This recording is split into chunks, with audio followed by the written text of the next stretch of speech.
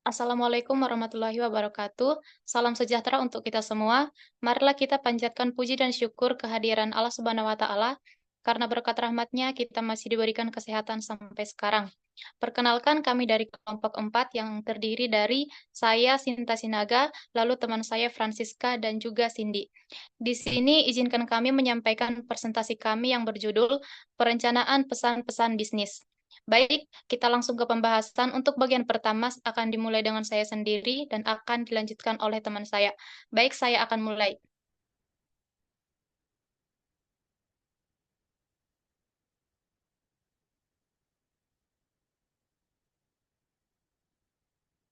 Next.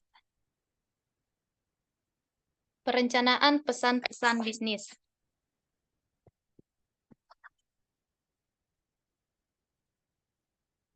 Definisi pesan bisnis.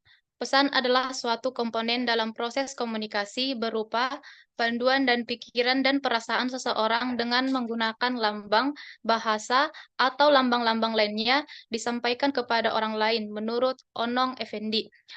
Pesan adalah suatu pemberitahuan, pikiran, dan perasaan, kata, atau komunikasi baik secara lisan maupun tertulis yang dikirimkan dari satu orang ke orang lain.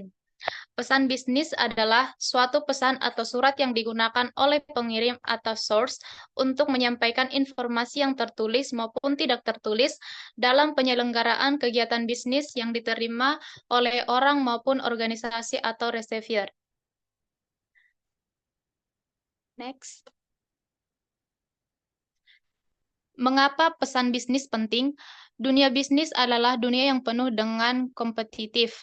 Minat untuk menjalankan bisnis sangat besar, bahkan sangat banyak yang menjalankan bisnis di bidang yang sama. Pelaku bisnis harus dapat menciptakan nilai tambah perusahaan melalui kehandalan dalam menyusun atau menulis pesan bisnis. Pesan bisnis digunakan untuk menyampaikan informasi yang ingin disampaikan dalam upaya penyelenggaraan bisnis dengan tujuan tertentu. Pesan yang tidak terorganisasi dengan baik akan mengakibatkan pesan tidak mengenai sasaran atau tidak sesuai dengan harapan. Diperlukan persiapan seperti perencanaan pesan bisnis yang ingin disampaikan dengan sebaik-baiknya.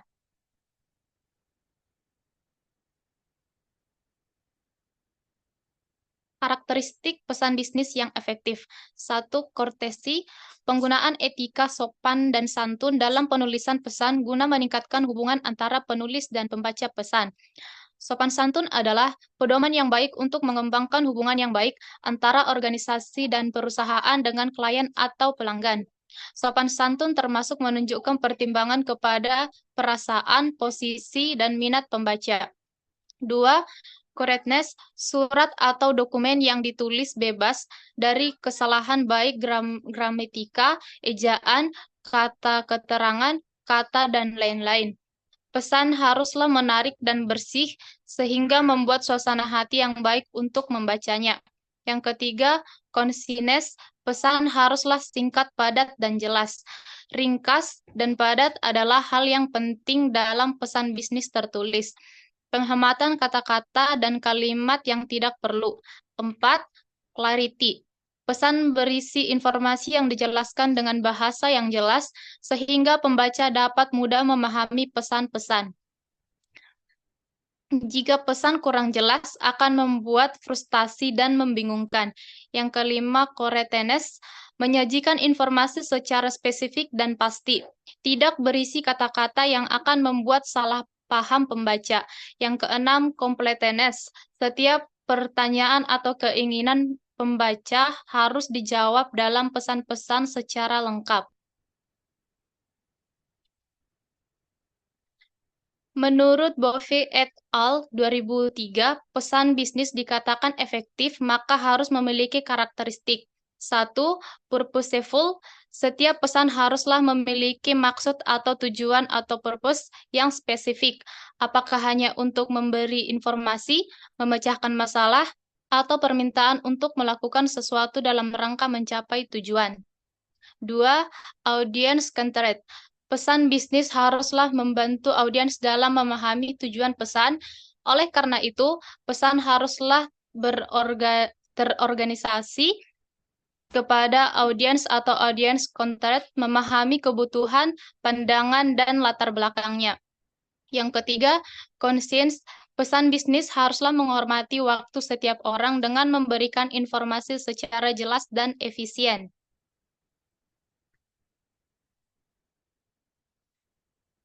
Tahapan penyusunan pesan bisnis.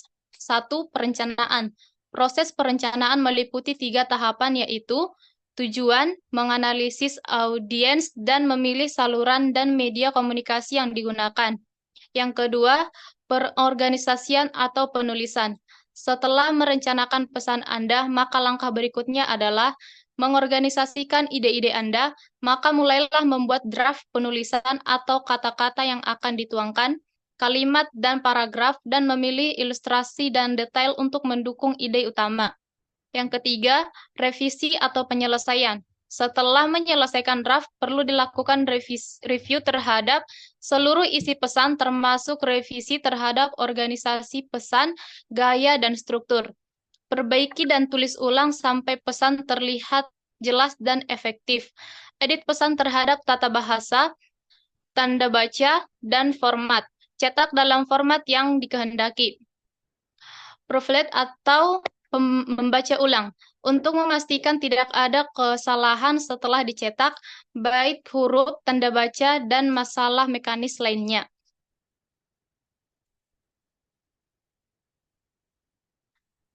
Proses merencanakan pesan bisnis.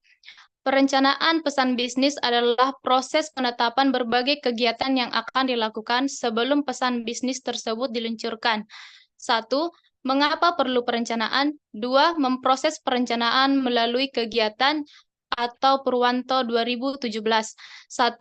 Menentukan tujuan. Yang kedua, menganalisis audiens. Yang ketiga, menentukan ide pokok. Dan yang keempat, menyeleksi saluran atau media. Yang selanjutnya akan dibacakan oleh teman saya, Francisca.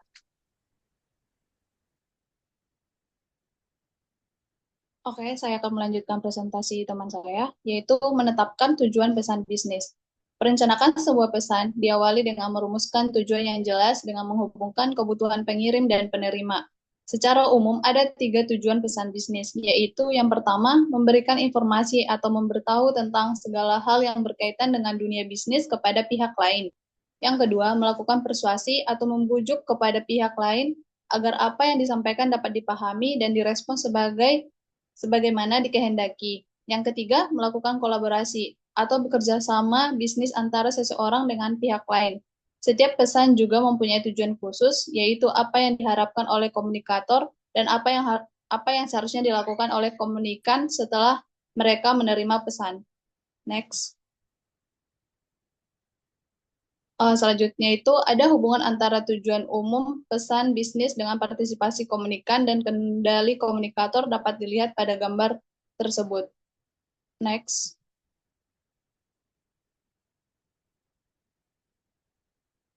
Baik, yang selanjutnya, tujuan pesan bisnis dikatakan jelas dan bermakna apabila dapat menjawab 5 pertanyaan atau BUF dan TIL 2009, yaitu yang pertama, apakah segala sesuatu akan berubah sebagai akibat dari pesan yang akan dikirimkan? Yang kedua, apakah tujuan pesan tersebut realistik?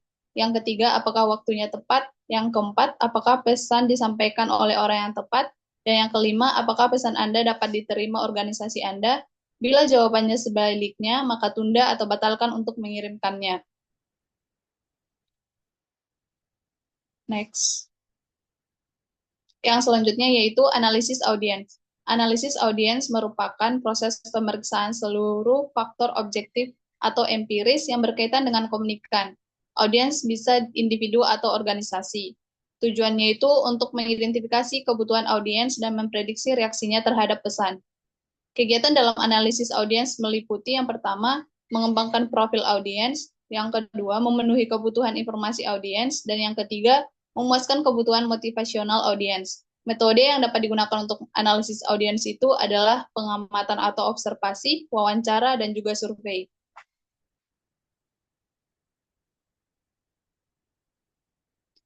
Selanjutnya, mengembangkan profil audiens.